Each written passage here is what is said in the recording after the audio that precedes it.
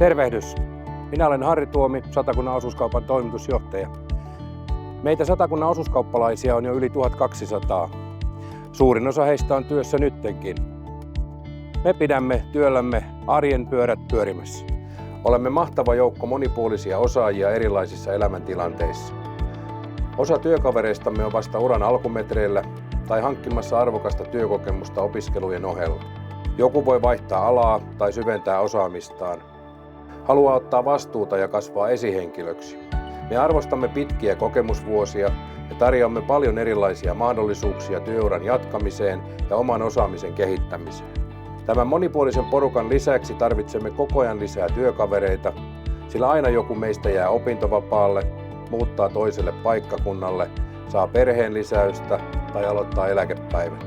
Siksi jatkossa saatat nähdä useasti tämän me-sydämen, joka kokoaa yhteen työnantajakuvaamme liittyviä toimenpiteitä. Mitä me sitten lupaamme sinulle ja tuleville työkavereillemme? Me lupaamme yhdessä tehdä satakuntalaisille parempaa arkea. Me olemme vahva, arvostettu ja jatkuvasti kehittyvä yhteisö, joka kulkee rinnallasi kaikissa elämänvaiheissasi.